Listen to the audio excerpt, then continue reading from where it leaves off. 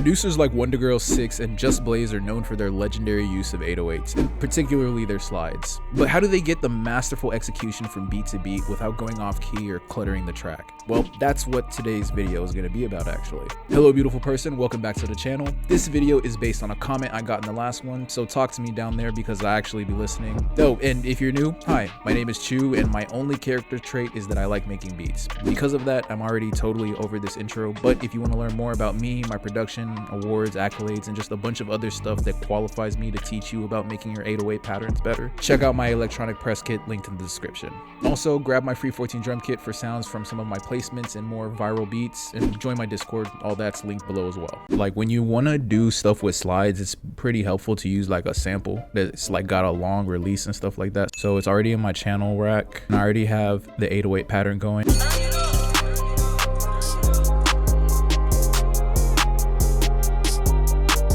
And the loop is by my homie Rash Trap, who's in dope. He's working on a new kit. Like, this mug is crazy.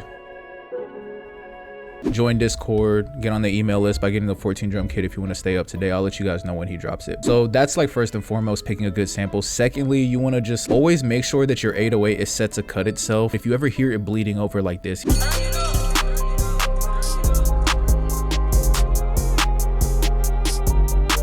yeah, all that, it's like each note is not cutting the last note anymore. When it sets to cut itself, it'll just, every time a new note plays, it tells the old note to stop. When it's not cutting itself, it's not doing that. And then the very last thing, just come in here, right, into these envelope settings of your channel rack, right? Like you literally just open your channel and then you've got these like 3 tabs, right? This first one is sample settings, this second one is envelope settings, and this third one is miscellaneous functions. But like the one you want to be in for what I'm talking about right now, envelope settings, and then you literally just turn everything down, right, all the way down, and then turn hold back up just like that. Now you got that control. I usually do that for all my 808 patterns, but especially when I'm doing something that's going to be slides and stuff like that, it's just helpful to have it set up like that to have the most control over my patterns. Step 2 is like knowing how to slide the 808 at all in the first place. Place a note anywhere. Once you've picked your spot and you've set it up, you double click your note just like this, super simple, boom, and you click this thing and make sure that spot is filled up where that little triangle is. You just hit accept and you've got your slide. Like, it's that simple.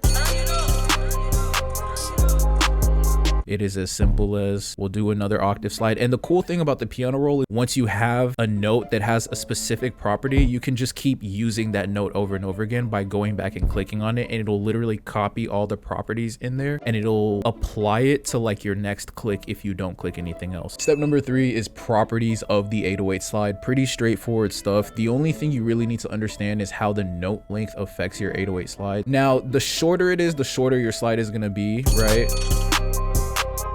Quicker slide. And then if I wanted to like bring it all the way back, it would basically sound as if the note was just down at C4 because it slides so quickly down there. And then again, the longer it is, the longer it slides down. Depending on how you use the horizontal axis beat spacing, it kind of can color the sliding as well. And I think Wondergirl makes really good use of stuff like this. But like, let's take a listen at how it sounds when I don't place it right at the beginning and I kind of place it like in the middle.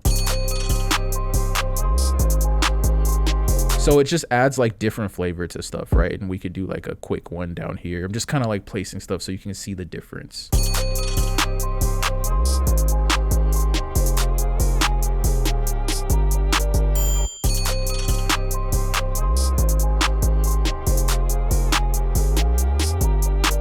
And that's pretty much like the properties of the 808 slide. There's probably like some other stuff, but I've never fucking used it. So that's pretty much all I use. Step 4 is the most important type of movement that I make with my actual 808s. It's just going up an octave from whatever note that I'm sliding from or to. I might do that like right here, for example. Like just, that's hard. Like if we wanted to add more slides just in the areas around the root note and stuff like that, we could do something like right there too.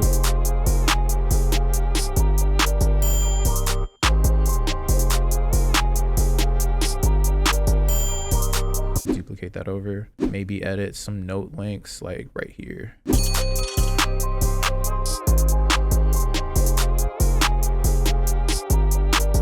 Step 5 is the most important type of placement. And actually this is like pretty important stuff, right? Because as you can understand from what we've been talking about so far, like the important thing, and we just addressed this, is that you don't want to get like too scattered with it because it'll quickly begin to sound bad. I tend to use my 808 to do like fills and stuff. And so like a fill is at the end of like every section of bars. It could be at the end of every 2 bars, end of every 4 bars, end of every 8 bars, end of every 16. The bigger the number of bars, the less frequent it's going to be, right? So like kind of like the more impact it has, like every bar is way too much. Every 2 bars could even be too much. So maybe I do something like this, boom, boom, and then it like slides down like really fast. Maybe something like this. Yeah, I like that. And then maybe just a slightly longer slide right here. That's hard. Maybe we don't even slide right here. We just use like the notes. That shit hard, bro. No, that's actually crazy.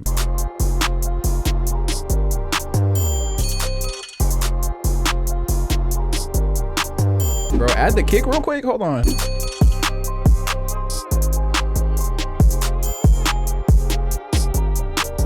Step number 6 is supposed to be melodic sliding. And so this is just like when we get into like actually sliding away from things that are not the root note. So it's definitely more of like a advanced topic. But that being said, now I'm just looking into maybe spicing up the fills or making some interesting movements. Here, for example, I think I remember sliding to that C up from this G sharp actually sounded dope. So let's see.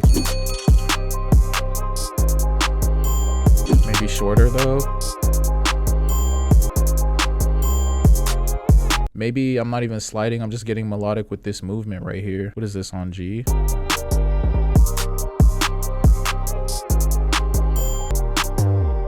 That shit sound hard, bro. Not gonna lie, if you stayed until this part, you're probably going places because 1, most people don't have that kind of attention span, and 2, almost no producers care about mixing, which sucks because that's probably the thing that's keeping them from being good. Like, I don't even be talking about complicated stuff, like niggas don't even know like basic leveling and EQ. And so for mixing my 808s, I pretty much just use very basic concepts. Equalization, there's a little bit of transient shaping on this 808. That's just for a little bit of punch, and then soft clipping. And this is a preset from Band for Band. This is from the full version, but get the demo version if you don't have it. By the way, it's going to be like over 100 presets of just like a full suite of mixing presets that I use to just like basically create fire with an insanely good workflow. The demo comes with a template. Full version is going to be insane. We've promoted a lot in Discord and email, blah blah blah. So this is a preset from there, and it's set up in Patcher, right? This is no Patcher preset.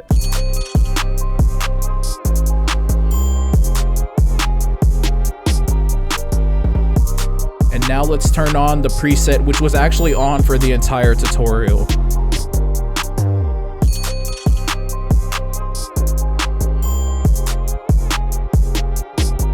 The way it just sits and tucks under that kick is crazy. And that's like the thing that makes your 808 sound so hard that a lot of times I was really missing in my production before I began to understand how powerful basic shit like equalization is. This one has helped my mix more than anything. The only other thing is that I just have a soft clipper chained to this at the end, and it's literally just a fruity soft clipper, standard settings. I just open it up and I didn't even change anything. I just want a little bit of that clipping from this threshold. Pro tip, if you've never seen me explain it in any of my videos, like just don't touch the post gain on basically any clipper, but especially not the fruity soft clipper. I appreciate you so much for watching. Shout out to Dope, the members of my label.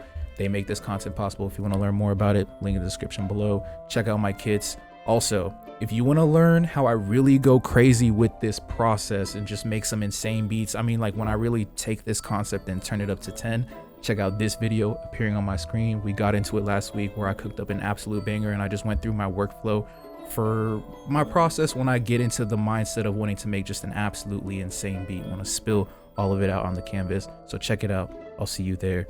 I love you. Peace.